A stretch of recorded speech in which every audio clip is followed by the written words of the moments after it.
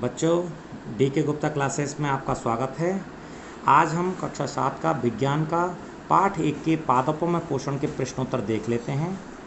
पहला प्रश्न दे रखा है, जीवों को खाद्य की आवश्यकता क्यों होती है। जैसे कि हमने पढ़ा था बच्चों, जीवों को खाद्य की आवश्यकता उनकी शारीरिक वृद्धि के लिए, क्षतिग्रस्त भागों के रखरखाव के लिए, अपने शरीर को ऊर्जा प्रदान करने के लिए और जैविक क्रियाओं के लिए आवश्यकता होती है। दूसरा प्रश्न है बच्चों, परजीवी एवं मृतजीवी में अंतर स्पष्ट कीजिए। अंतर जब भी लिखने हैं हम बच्चों ऐसे लिख लेंगे, इस प्रकार से अंतर लिख लेंगे। जैसे मैंने एक अंतर लिखा है और दूसरा भी लिख सकते हैं। परजीवी की परिभाषा है वे पादप जो अपना भोजन के लिए दूसरों पर निर्भर रहते हैं। इसका उदाहरण है अमरबेल। और मृतजीवी में आ जाएगा ऐसे जीव जो मृत पदार्थों से अपना पोषण प्राप्त करते हैं, कवक कहलाते हैं। बच्चों इसको पॉज करके अपन लिख भी सकते हैं इसको उत्तरों को। प्रश्न नंबर 3 था, आप पत्ती में मंड स्टार्च की उपस्थिति का परीक्षण कैसे करेंगे। तो देखो बच्चों, हमने ये क्लास 6 में एक प्रयोग पढ़ा था कि जब हम कार्बोहाइड्रेट का परीक्षण करेंगे तो हम आयोडीन परीक्षण करते हैं, और आयोडीन परीक्षण करने के बाद स्टार्च या कार्बोहाइड्रेट होता है तो काला या नीला रंग देता है। तो वो ही प्रयोग हम इसमें करेंगे। तो एक हमने गमला लिया है और गमले को अंधकार में 72 घंटों के लिए रख दिया है। फिर उस पादप की पत्ती पर आयोडीन परीक्षण करेंगे। आयोडीन परीक्षण जैसे इसमें लिखा हुआ है क्लास 6 में, जैसे मैं बता रहा हूँ, आयोडीन लेंगे और उस घोल में हम जब परीक्षण करते हैं तो काला या नीला रंग आता है। वो ये दर्शाता है कि कार्बोहाइड्रेट है या नहीं है। और दूसरा प्रयोग करेंगे हम, एक तो अंधकार में किया था, दूसरा हम प्रकाश में करके देखेंगे। प्रकाश में जो करेंगे प्रयोग, तो प्रकाश वाले पौधे में कार्बोहाइड्रेट की उपस्थिति हो जाएगी तो वो आयोडीन का परीक्षण देगा। इस प्रकार हम पता लगा सकते हैं कि प्रकाश संश्लेषण वाले पादपों में कार्बोहाइड्रेट की उपस्थिति है। हरे पादपों में खाद्य संश्लेषण, चौथा प्रश्न है बच्चों, हरे पादपों में खाद्य संश्लेषण प्रक्रम का संक्षिप्त विवरण दीजिए।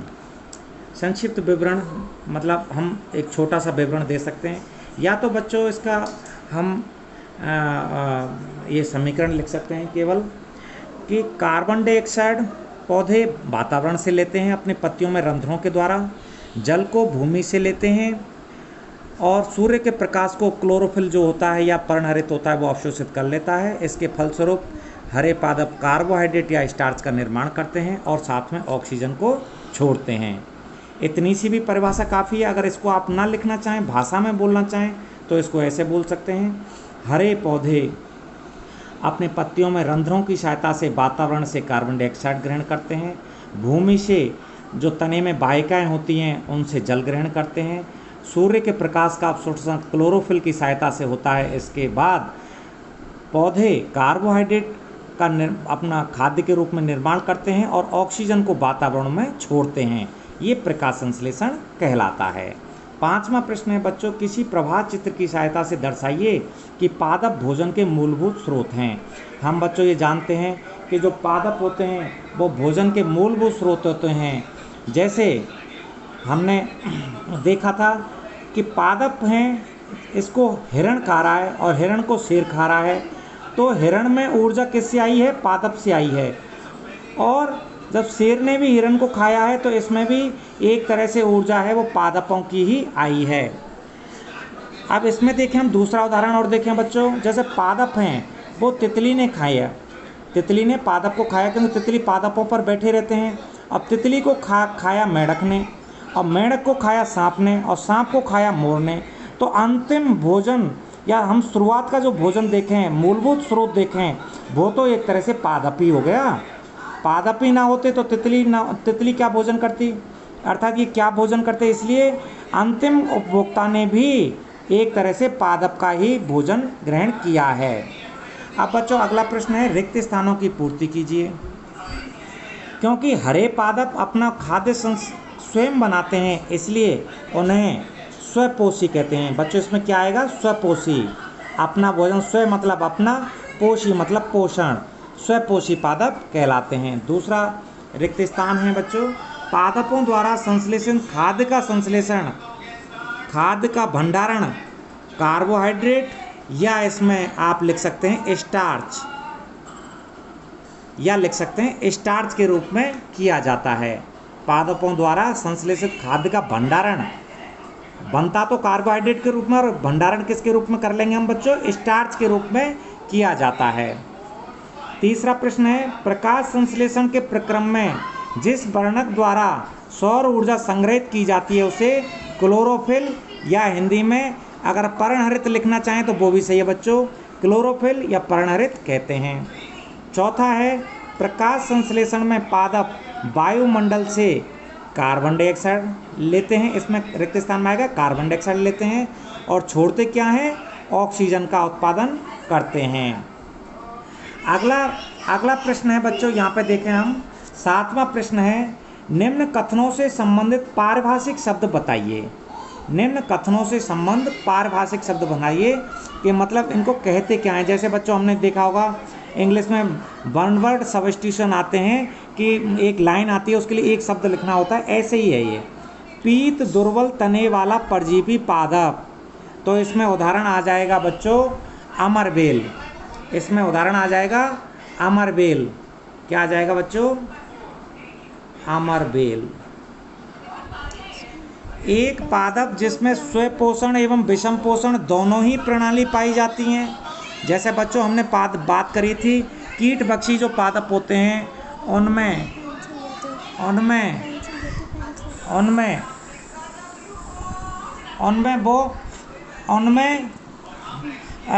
वो पाई जाती है। उसका उदाहरण है घटपर्णी पादप, घटपर्णी पादप जिसमें दोनों प्रणाली पाई जाती हैं।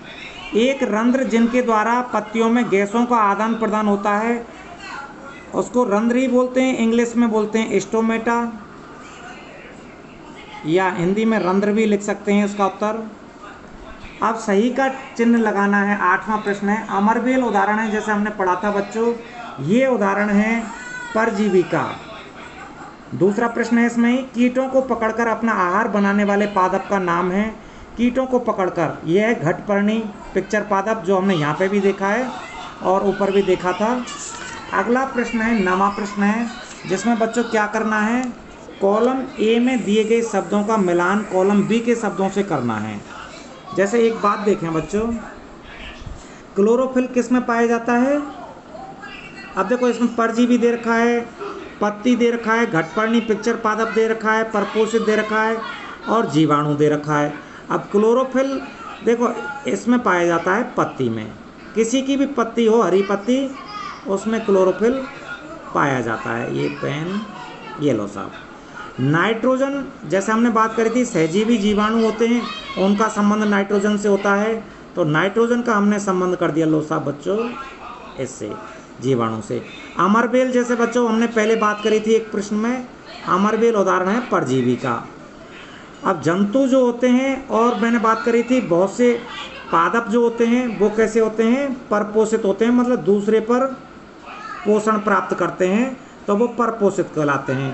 कीटभक्षी पादप जैसे हमने उदाहरण पढ़े थे बच्चों, एक तो पढ़ा था सबसे अच्छा ये घटपर्णी पिक्चर पादप, एक पढ़ा था हमने संड्यू, और एक पढ़ा था हमने इसमें वीनस फ्लाईट्रेप, है ना बच्चों ये। अब 10वां प्रश्न देखते हैं, इसमें सत्य और असत्य कथनों पर चयन करना है। प्रकाश संश्लेषण में कार्बन डाइऑक्साइड मुक्त होती है, ये गलत बात है बच्चों, ये गलत बात है। क्या मुक्त होती है? ऑक्सीजन मुक्त होती है, इसलिए गलत बात है ये ऐसे पादप, दूसरा प्रश्न है, ऐसे पादप जो अपना भोजन स्वयं संश्लेषित करते हैं मृतजीवी कहलाते हैं, ये बात गलत है क्योंकि वो तो स्वयं पोषी कहलाते हैं।